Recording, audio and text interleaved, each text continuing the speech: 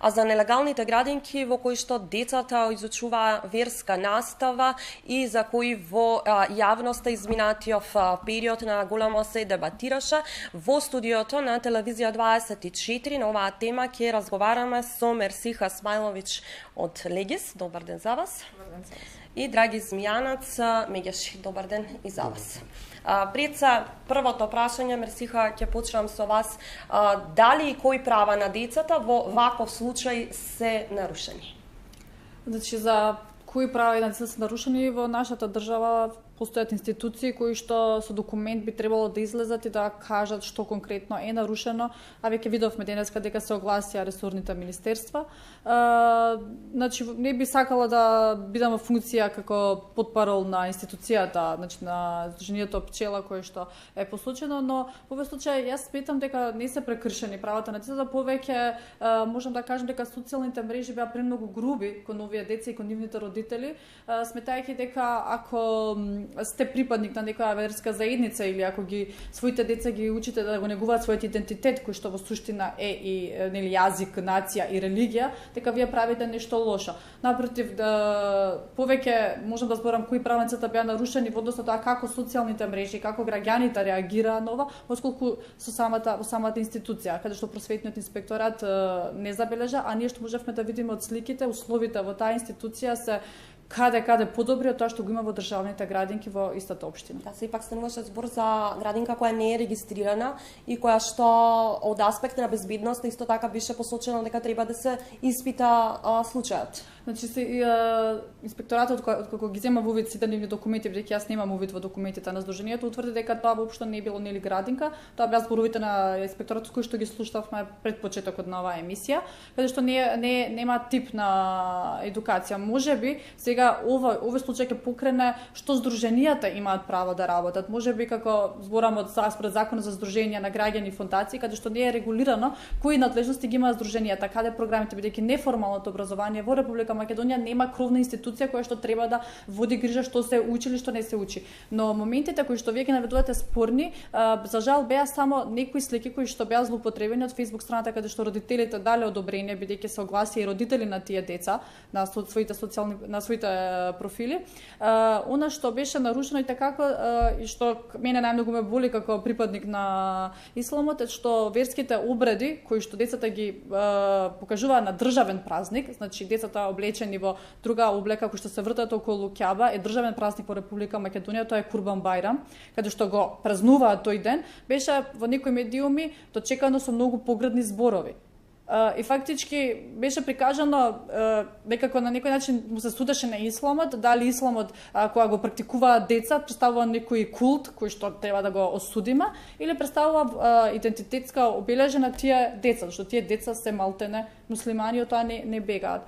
И тоа, мислам, повеќе реакцијата што се доби од сликите или на пример марамата, нели деца, малите девојчиња со марама беа ставени и тоа беше исто така дочекано како родителите ги тераат во тоа училиште, ги присилуваат да бидат облечени така, што понатаму имаме мајца каде што тие слават албански празник и тоа не беше од ниеден аспект објаснувано зашто носат албански мајчки, но марамата беше проблематична, иако знаеме и тука се покажува големо непознавање на нашата религија и тоа дека никога се молиме не имаме посебен начин на облека. Дури моите една годишна ќерка кога јас се молам, таа зима пешкири, доаѓа и се моли бидејќи инстинктивно доаѓа да бидејќи ја гледа нејзината мајка. Значи тоа е облека која ние ја носиме при верски обреди, значи при молитва и тоа не е присилување, туку тоа постои со векови наназад посебен начин на облека. Така да повеќе ме загрижуваат тие два моменти кои што единствено имаа прилика да ги видат граѓаните од таа едукативна институција и кои беа дочекани на така многу, можам да кажам, начин да ние дојдеме во ситуација да се браниме,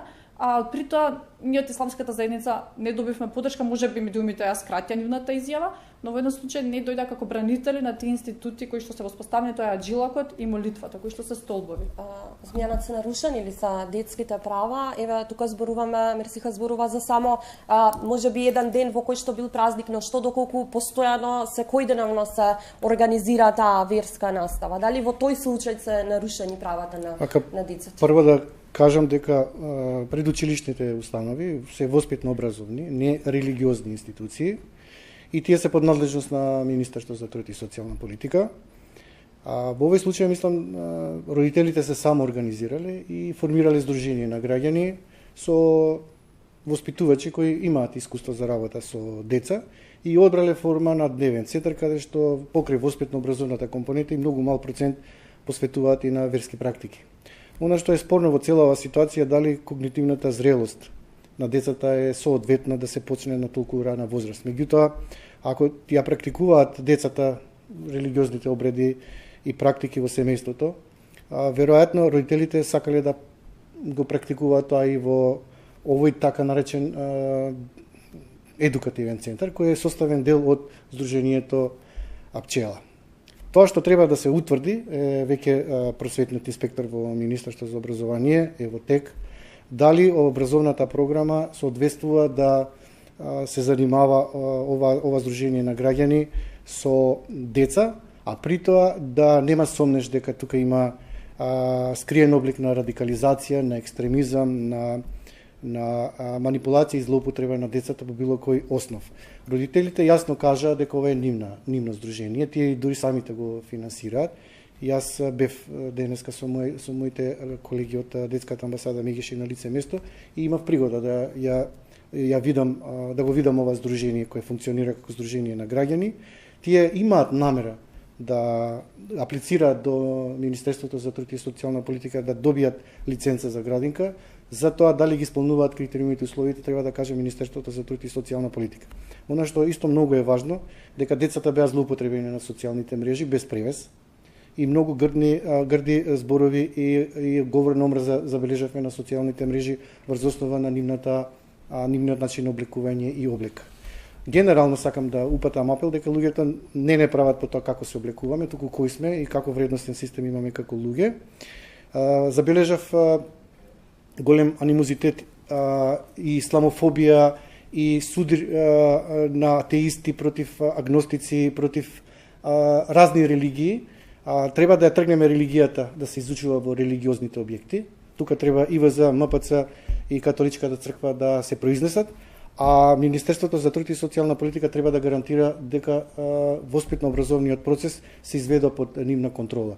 Дали ќе дозволи Министерството за труд и социјална политика во иднина да се формираат религиозни градинки со католички, исламски православен презнак, тоа веројатно ќе остане на Министерството за труд и социјална политика ако ги стави под државна капа, што мислам дека не е во ред, затоа што државата треба да гарантира секуларизам, евентуално да им овозможи под како приватни градинки. Меѓутоа пак ќе кажам, во цела оваа ситуација е спорно на тоа колку децата имаат когнитивен развој да можат да восприемат религија на толку мали нозе и затоа треба да кажат педагозите, психолозите и социјалните работници. Вие знаете дека во Македонија се воведуваше и веронаука, каде што беше факултативна и родителите доброволно ја бира веронауката како предмет. Има луѓе кои не сакаат децата нивни да посетуваат веронаука, така да повторно ќе кажам, ова се семени вредности, семејството и родителите во овој случај се гарант за одговорноста што се случува со децата во Сдруженијето на граѓани Пчела. Значи, они свесно и одговорно, намерно, самите го партиципираат и го финансираат ова здружение и они го третираат на некој тип како градинка, со работно време од 8 до 16 часот, со некаква програма, која, повторно ќе кажам, треба Министерството за труд и социјална политика и Министерството за образование да извршат увид дали навистина има сомнеш за верска индоктринација и злоупотреба на децата. Но она што се отвори како прашање е дали се доведува повторно сега она за што зборуваше Zmiјанат, секуларноста на државата во прашање. Да, значи дефинитивно во нашето општество постои една дилема што представува секуларноста, бидејќи мислам дека во изминатиот период тие поими се малку измешани. Се додека имаме празнување на одредени празници во одредени градинки, се додека имаме иконографија во некои државни училишта, се додека се беше прифатено да еден верски празник во Удици биде визуелно прикажан во државна градинка и тоа не беше толку дочекано оштро колку што беше дочекано ова што се случува со институцијата Блета. Мислам дека луѓето имаат проблем да сватат. Значи јас можам да кажам чисто од уставен аспект што значи секуларноста и за која што јас се залагам е тоа чиста одвоеност помеѓу државата и верските институции. Тоа што во прилика јас немав можност да го видам во изминатите години. Значи имаме отварање на државни институции кои што се темелите се осветлуваат со припадност на одредена верска заедница е присутна само тука. Така да мислам дека со здруженијата на граѓани кои што имаат право да имаат статут и да имаат цели задачи, но во Република Македонија имаме закон за верски заедници каде што целата верска програма и целата верска едукација е под надлежност на верските институции. Така да исламската верска заедница има право законско да отвара градинки кои што ќе имаат таков елемент, но секако материјалот за едукација или целата програма се праќа во Министерството за труд и социјална политика кој што ги поминува тие филтри. Таков е законот за градинки за претшколски установи. Но овде стануваше збор малку и за нелегална градинка која што немаше документација. Да, се докаже дека не е, нели денеска просветниот инспекторат, како што можам да, значи јас велам дека не сум тука под парол или ги немам во раце нивните документи, но имам пријатели кои што своите деца ги носат таму. Тие својата чланарина ја уплаќаат легално преку жиро сметка, што значи дека тоа како entитет, како субјект постои во Република Македонија, плаќаат месечни чланарини, добиваат документи, подпишуваат изјави дека сликите од нивните деца ќе бидат ставени на социјалните мрежи која што веќе 4 години постои Facebook страницата. Но секако сум дека треба во Македонија да постои секуларизација, но ова мислам дека ова што се случи со последните денови е добар потик до министерствата да ги истражат сите тие наставни програми, сите инспекторати да ги проверат училиштата, дали тука имаме злоупотреба на секуларноста, дали во некој училиште кој е доминантно на припаѓа на една религија се дава предност на таа религија во однос на другата религија. Така да секуларноста и како треба да се разговари, да се дебатира, но не при тоа да се напаѓа другата страна која што не верува во тоа што веруваме и ние. Значи јас сум пред да се бориме за правото секој да се изразува како што сака, да се практикува што сака, но без при тоа да им го наметнува на другите нивното размислување, видување или нивните пракси, како што имаме прилика да тие деца ги сметаме како можни, имаше некои портали кои што ги земаат тие слики, тие деца ги злоупотребуваат, кажувајќи дека оваа пракса наликува на некои екстремни струи и слично, а тоа 1 милиарда луѓе во светот го практикуваат. Така да и како мислам дека ќе треба да се направи еден убав филтер што представува секуларност во Македонија и кои практики во минатите години ја нарушија секуларноста. Тука имаме комисија за односи со верските заедници која што мислам дека во иднина треба да почне да функционира и да излегува со конкретни анализи и мислења како да се одвои државата од религијата. Да, и тука се наметнува повторно се враќаме на истото прашање дали вероисповеста треба да се најди во предучилишната возраст. Повторно ќе кажам, иако конвенцијата гарантира вероисповест и уставот и универзалната декларација за човекови права, многу е важно да утврдат педагозите, психолозите и социолозите на која возраст децата ќе ја восприемат религијата и која одговорност ја имаат родителите во однос на тоа. Ако родителите дома ја практикуваат одредената религија, секако дека тие вршат влијание на своите деца во однос на практикување на истата. Но едно е да се практикува во религиозни објекти, друго е да се практикува во воспитно-образовни институции и повторно ќе нагласам, тоа треба да се разграничи.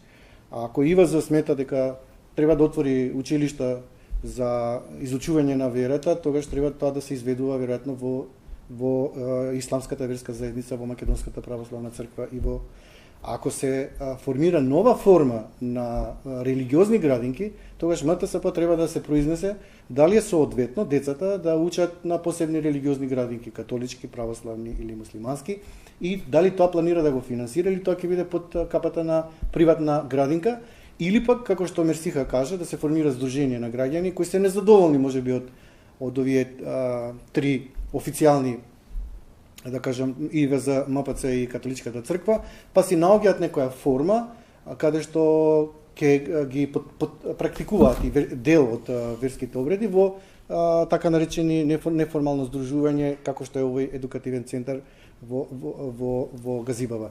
Јас повторно сакам да кажам, не смееме да дозволиме да атакуваме врз децата и мора да бидеме внимателни кога споделуваме слики со нив, тие да бидат под превес и да внимаваме како се однесуваме кон било која друга различност поинака од нашата. Треба да имаме разбирање, затоа што Македонија не само што мултикултурна, и мултиконфесионална и дека на ова прашање не смееме да му дадеме презнак на екстремизам, на фундаментализам, на радикализам, на верници и неверници, на атеисти, агностици или не знам што. Едноставно треба да се стави под надзор ова здружение на граѓани да се утврди дали тие навистина имаат пред се презнак на религиозен дел од нивната програма или е воспитно образовна со една многу мала компонента и на практикување на верските обреди во согласно со детската возраст. Али пред се ќе кажам одговорноста имаат родителите. И согласноста имаат родителите. И се што се случува во ова здружение паѓа на одговорност на родителите.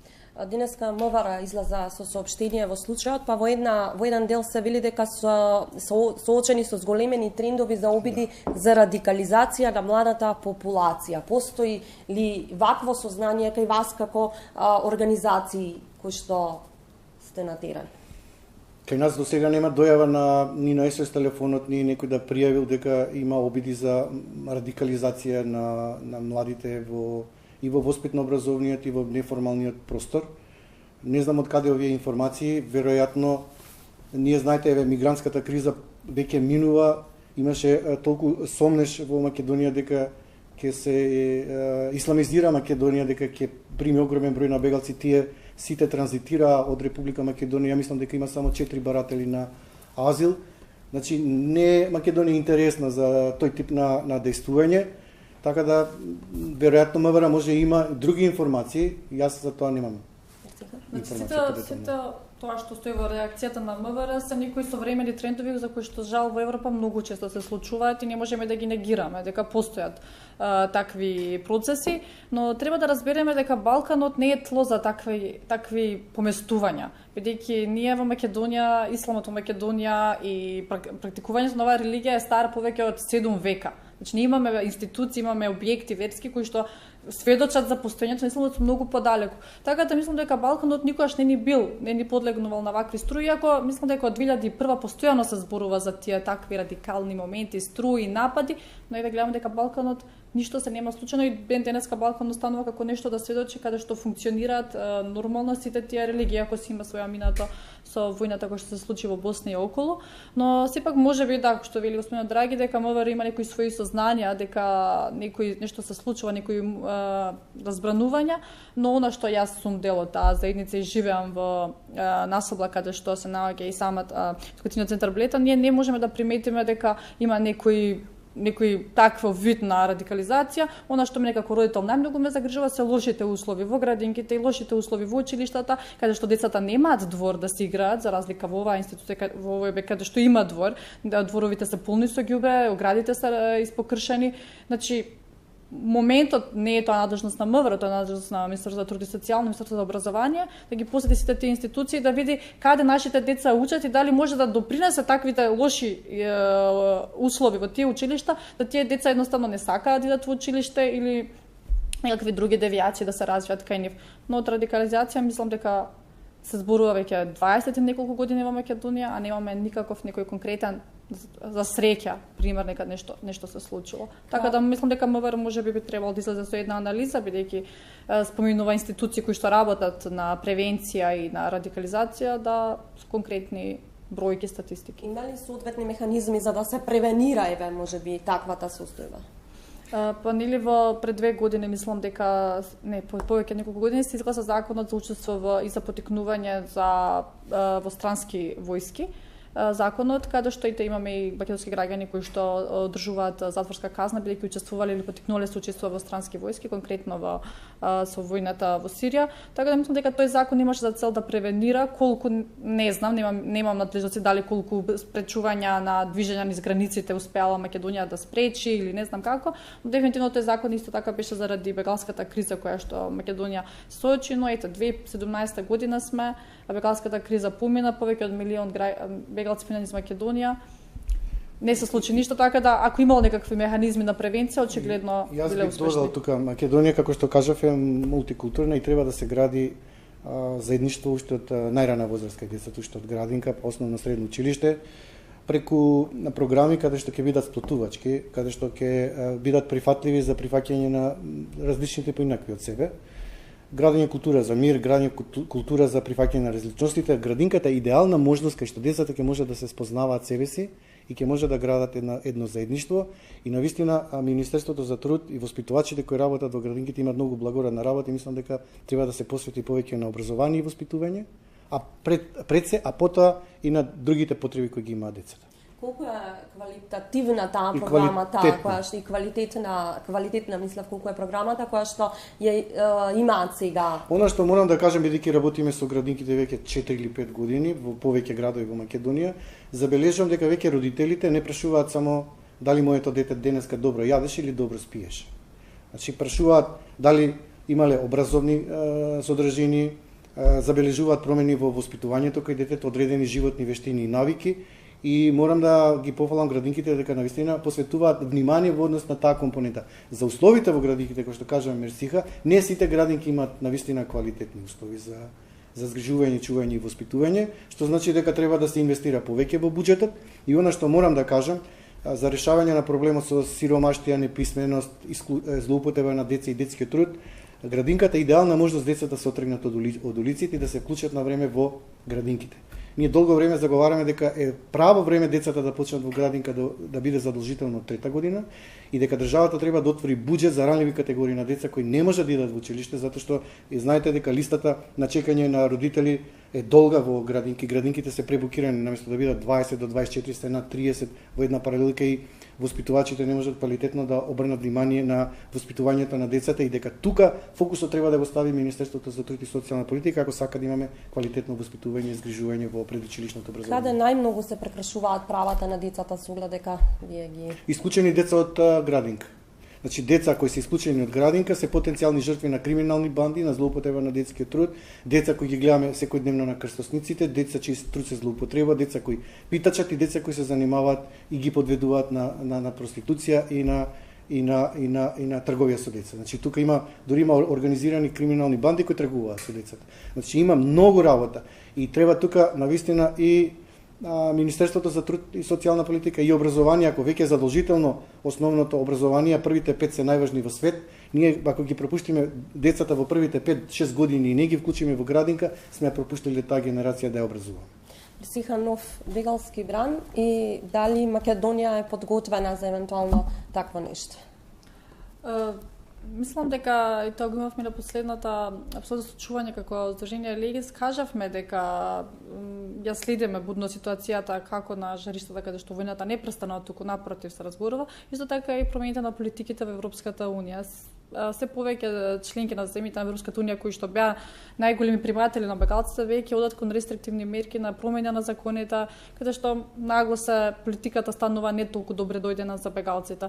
Така да мислам дека и Македонија, која што веќе има неколку километри долга ограда на својата територија, е во служба на Европа и штитењето на границите на Европа, така да мислам дека Македонија нема да се соочи со нов бегалски бран, бидејќи ни Европа веќе не го очекува тој бегалски бран, и веќе е јасна политиката и почнуваат првите процедури на Даблин 3, каде што бегалците се враќаат во Грција, бидејќи таму побарале прво азил, Белгија, Холандија се првите земји каде што тоа е приметено и ги враќаат во Грција, или афганистанците ги враќаат директно во Афганистан.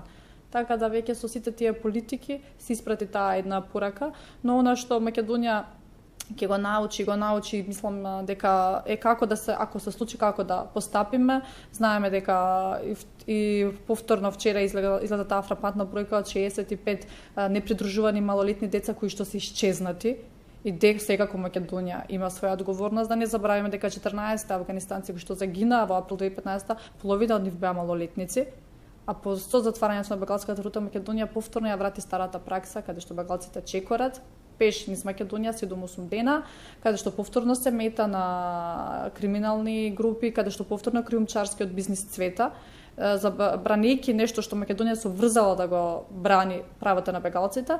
Македонија тоа го забрани, а им дозволи на криумчарите тој бизнис да цвете, и гледаме дека во Ваксинци имавме претходно завчер. Сега се носи една нова стратегија од страна на Министерството за труд и социјална политика, се собираат повеќе мислења околу бегалците и третманот.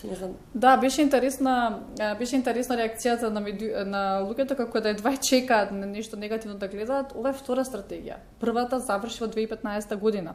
Значи, веќе имаше една стратегија која што претходното министерство ја има донесено, таа стратегија заврши како се постепи трансплантот на бегалци, која што воопшто не беше дојдена во пракса. Значи, ова е само надоврзување со еден простор, со еден вакуум простор од година дена и доаѓа новата стратегија од 2017 до 2020 како ќе Македонија ќе постапи со тоа што веќе имаме искуства, веќе имаме практики кои што се воспоставени и веќе имаме поединци кои што можеме да ги контактираме како експерти. Која првата се менува во новата стратегија? Значи, интеграцијата е дадена на по-сериозен принцип и вклучени сме и ние како граѓански сектор со своји, значи, се уште стратегијата не излезла, туку ние како граѓански сектор имаме можност да се изјасниме во идните денови што ние сметаме дека Македонија треба да направи, исто така да ги детектира соодветните министерства кои што треба да бидат надлежни при интеграцијата на бегалците. Не е веќе само едно министерство или не е веќе предпоставки дека некој треба да биде вклучен, туку конкретно се детектирани секоја институција како треба да постапи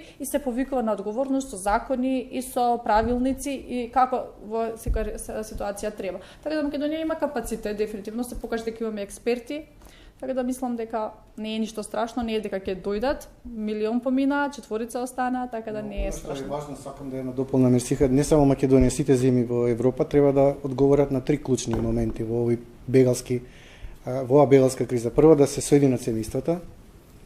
Второ, да не се дозволи влез без придружба на старател. И трето, се пронајдат 10.000 деца кои се грабнати, киднапирани и исчезнати. Значи, тука има работа за сите држави членки, подписнички на Конвенцијата за правата на детето и навистина е страшна и поразителна бројка што Европол ја кажа, а премолчуваме преку тоа и тие деца не можеме се уште да ги најдеме. Ни да ги најдеме, ни да ги споиме со семејството.